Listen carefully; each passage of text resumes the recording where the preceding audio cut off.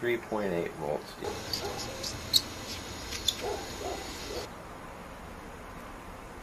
Okay, that's not too bad.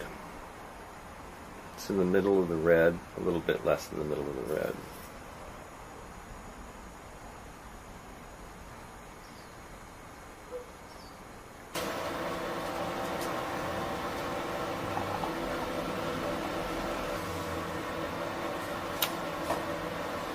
As you can see, this battery shows it's got about 1,000 cranking amps. The battery restoration. Chapter 1. Lead-acid battery general information. In the average lead-acid car battery, golf cart battery, or variations like sealed batteries, the standard electrolyte solution is 35% sulfuric acid and 65% distilled water.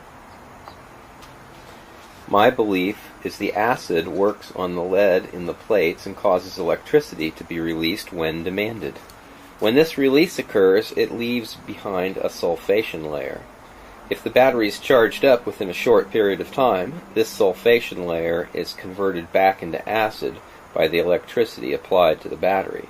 So the common belief is that if you leave your lights on or drain your car battery, a soft sulfation layer is formed, and this can be restored by jumping the car and having the alternator charge up the battery and remove this sulfation layer.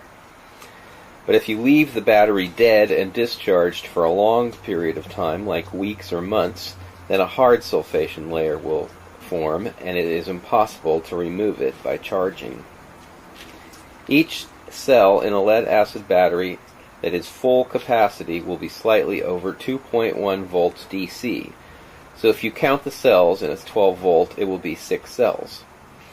The battery voltage will drop as its capacity is used. Most of the starting problems in a car are because the battery posts are dirty, and getting a good connection will cause your car not to start. If the battery electrolyte or water is lower than the top of the plates, which is usually caused by your alternator putting out too much voltage and boiling off the water, it also won't start. A battery post cleaning brush will need to be used on most cars at least once a year to clean the post back down to a clean lead finish, like this. Okay, I don't have much hope for this battery. Let's measure the voltage first, and we're measuring the voltages 210, 2.1, right? Electrolyte's fairly clear, and it's not, the bulb isn't coming off the bottom.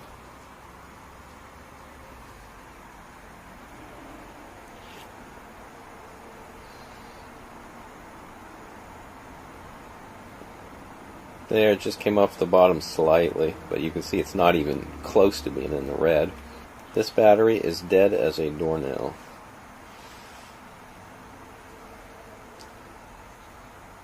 The electrolyte looks a little muddy here.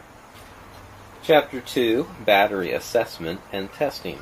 The first thing to do when testing a battery is to have a good voltmeter and hydrometer. The multimeters can be had for around $20 or a little more at Home Depot, or $6 at Harbor Freight, and will be very helpful when diagnosing electrical problems in cars and with alternating current in homes. The hydrometers are less than $10. The one you're looking at costs $6 at the auto parts place. A battery can have the full 12.8 volts but have a low hydrometer reading indicating no actual capacity. Although if it won't start the car, you can tell it doesn't have the required capacity also. For restoration projects, it helps to be able to monitor the progress with a hydrometer and multimeter. First check the voltage, and then check each cell with the hydrometer levels, and clean the top of the battery and clean the battery post so you get a good connection with the charger. Look for cracked cases, bulged cases, indicating the sulfation has pushed the plates out and deformed them. Pop the caps off the top of the battery and examine the electrolyte levels. If the water is low, add distilled to at least a 1/4 inch above the lead plates. Voltmeter's running at 17.32 volts. Put it on the 40 amp boost rate, which is why it's so high. And it's only running in about 4 amps at this point. You can see it starting to equalize and boil the electrolyte off though, and some of the cells are not doing anything and others are starting to function. A lot of times it'll take hours and hours before you can start it to even get going. We're going to call it number 6. Chapter 3, Battery Restoration. A car alternator cannot restore a battery to full capacity because it cannot reverse sulfation, as its maximum voltage is usually 13.5 to 14.5 volts, and it's not enough to get to a state of equalization, which is around 16 volts on a 12-volt battery. Charging a battery up will not restore its capacity unless it includes an equalization charging. So a trickle charger, a 2-amp charger, or any charger that will not get the battery to 16 volts after extensive charging will have little effect on a hard sulfation, and as such will not restore the battery's capacity. There are 3 ways to remove the sulfation from my research, and they are as follows. 1. Battery equalization. This technique has been used by off-grid solar system owners for a long time to preserve the life of their expensive lead-acid batteries, some of which cost in excess of $3,000.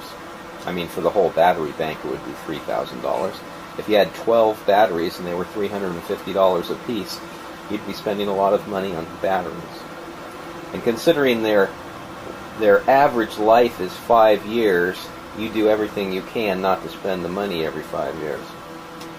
The charger or solar panels are applied to the battery to get it to the required voltage to start to see the cells gassing and boiling, which will be above 15 volts on a 12-volt battery. Of course, high voltages will push electricity into a lower voltage battery, and sometimes high currents will also be pushed in. This causes heat, and heat must be avoided. If the battery gets warm, that is fine, but stop charging and let it cool down if it gets hot, as if it gets too hot, it can destroy the battery. The equalization will eventually get to the point where the voltage is high, but amperage is very low, like less than 2 amps, and almost no heat is produced. This process may be continued for many hours to get the best results. 2. The battery can have chemical additives like the old VX6 or the modern Charge It or battery equalizer, which are products that have aluminum sulfate or cadmium sulfate in them to cause the sulfation to be removed. I've used alum or aluminum sulfate. The last system for desulfation is using a high-frequency stimulator to remove sulfation from the batteries. Here you can see the infinitum that I have. It's got a red LED light on it, and when the battery voltage gets up above 12, then it turns to green, as you can see.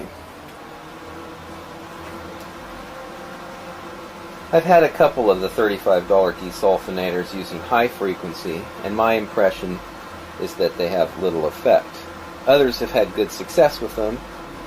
Initially, if the battery is completely dead and has sat for a long time, I would use a high amperage voltage charge to start it going, and it may take hours to get going. Any reading on the charger showing some amperage is being delivered to the battery is where it's going to be starting to charge. And you can see in this particular case, the charger has started to get up to 10 amps. If it won't take a charge, I would use jumper cables to a good known battery and start the charger charging for 15 minutes and disconnect it and see if it will start charging on its own. Some chargers won't charge a battery it can't see, and often it can't see a battery with less than 4 volts. Once it starts charging, I would lower the amperage setting and let it go for 8 hours or so and see what voltage it will eventually get up to and what the hydrometer readings it gets to for each cell are. I would take my dead battery and charge it up initially to as high as it will go, and then do 2 cycles where I discharged it down to 10 volts and recharged it to get as much of the sulfation converted as possible. After it has been restored to its best possible state through the cycle, the voltage should get to around 12.8 volts, and the hydrometer should get to about 1250. And a testing on the on the car will show if its capacity is okay or not. I mean, you should be able to start the car easily. You can see the Harbor Freight's fairly accurate. They're both 1691 and 1697. 6 here that was dead as a doornail is that it did not come back to life completely. As you can see, the voltage here is 12.99, which is almost 13. It's been sitting for several days, and it hasn't come down less than that, so that's pretty good. But voltage doesn't mean everything. The hydrometer shows that the level's at just in the green, which is also pretty good. And it tests like that pretty much straight across. We're going to show you what the cold cranking amp draw is. Okay, here we have the cold cranking amp draw. As you can see, it's close to 13 volts, and when I put the draw on, it goes down to 200. Well, 200 is not going to start a car, ever. So it doesn't matter if the voltage is up at 13, you know, although it just took the surface charge off. But if it'll rest at 13, that doesn't mean anything. If the capacity isn't there, it's not going to start a car. You need about 600 to start the car. So this battery is not coming back. It's come back remarkably, considering it had nothing to start with and it sat for years. It has come back remarkably in that regard, but it did not come back enough to be serviceable as a battery. Battery here was from 04, August of 2004. We're going to load test it. Sitting in the pile for a bunch of years. It's running at 12 point, looks like 3 volts, 4 volts, and when I put the tester on it, it's over 600 cold cranking amps.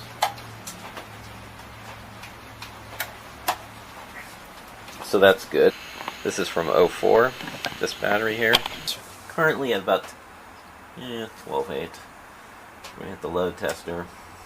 You can see that it's running about 800. It's taking some of the surface charge and keeping it on dropping, but it's sticking at about above 600. So that battery's good. So in the last battery in the line there, this one here is from 2000, I think.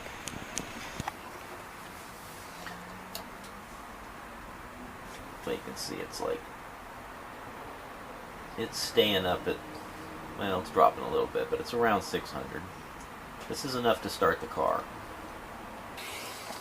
Okay, and the interstate on the end, number 4 there. We'll load test it. It's dropping, it's just taking some of the surface charge off. But you see it has settled out, and it is still staying at about 900 cold cranking amps. So plenty of juice in that battery. All 4 of these batteries were restored from a junk pile where they'd been sitting for 3 to 5 years, and they're all around 2000, 2002, 2004. They're old batteries that started out life at like 3 or 4 volts and anywhere from no hydrometer reading to low in the red. And they've all been restored to a battery that will crank a car from using equalization and sometimes Epsom salt and sometimes aluminum sulfate. So it's not impossible to take a battery that has a hard sulfation on it and have it come back to life.